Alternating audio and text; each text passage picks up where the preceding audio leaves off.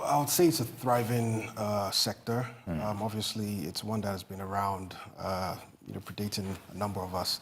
Okay. But that said, obviously, we're seeing an increased growth in that particular sector, and we're seeing a lot of increased interest from the foreign space as well. Okay, so who are your stakeholders for the LSBC? Sure. So our stakeholders, I mean, the way we look at it, it's essentially one big ecosystem. So you have the operators who are the main folks that actually run the business. You have the agents that do the distribution, the sell to the customers, to essentially the public.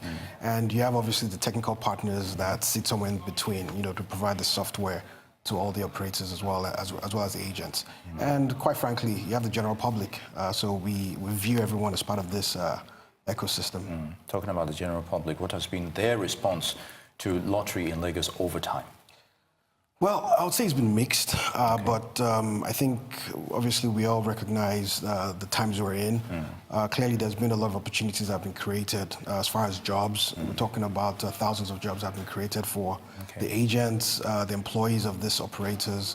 And quite frankly, in many spheres as well, it's also viewed as a form of game. We like to view it as another aspect of gaming available for the public in Lagos State. Very good. Now, I'd like us to take a look at some specifics here. Now, in terms of enforcing the Lagos Lotteries Law 2004, can you highlight the board's role, as it were? Sure. So we're primarily tasked with essentially regulating all games of chances, like you mentioned earlier. So for us, it's clear. We set the policies that govern the activities of these operators, and obviously the operations within the operators as well. And quite frankly, the interaction between the stakers and the key operators. So for us, when we have issues around complaints, petitions and things of that nature, we come in and we address things like that.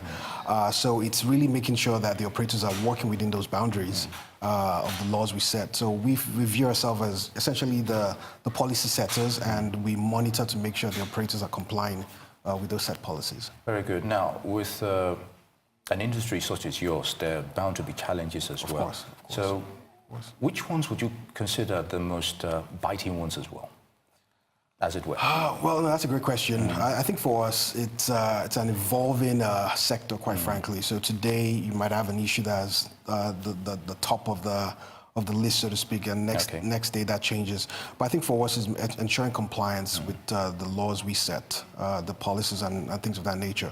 So we're having to get creative in our mode of monitoring and enforcement. But out of all the challenges, I'd say that's definitely the top one.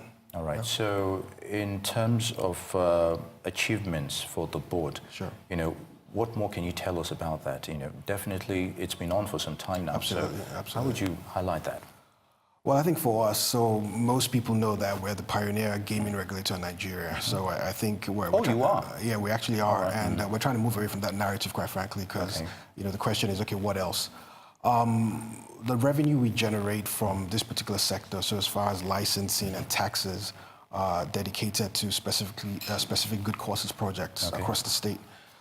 So again, we've been working on a lot of awareness to show the public where this fund's going to. So just to give some examples, obviously in the last couple of years, we've spent a lot in the security, as far as investing in the security apparatus across the state. So a lot of the RRS vehicles you see, the boats and things of that nature, most of that funding came from us as well. We also issue a lot of grants in the education sector. So there are a few that we've done over the last few years that we've invested there as well. And then we have environment and infrastructure. So again, the story continues, but for us, we just want people to know that clearly the funds we generate are devoted, fully devoted into investing in the infrastructure in Lagos State. Okay, very good. Now, in terms of all of these achievements as you've highlighted, what else should we be expecting beyond the usual narratives about the lotteries, as it were, in the next year or two? Yeah, so no, it's a good one. It's a good question. I mean, for us, we want Lagos State to be known as the premier destination for gaming in Africa, quite frankly. So I think we're doing a good job in Nigeria, but again, we want to take that narrative beyond these boundaries. So what does that mean? We want to improve on our standards, so technical standards, requirements. We want to make sure we're licensing the right operators to essentially play in this space. And when you think about gaming in Lagos, you can't talk about gaming without focusing on the tourism sector as well. Because in our view, it all goes together.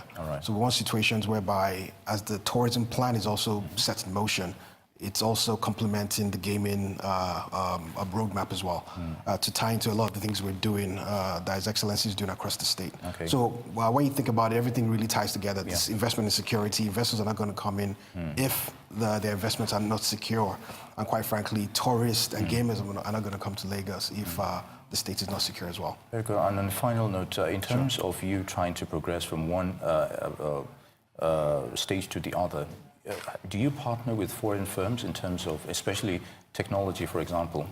Yes. Social media and all this, that's where you have to, majority of your operations, Yeah, so I mean, I think for the operators, definitely most of the technical partners are foreign, and even though we're trying to encourage our local technical organizations, companies, so to speak, to also come into that ecosystem, because as you can imagine, the amount of forex that's going out based on partnering foreign partners.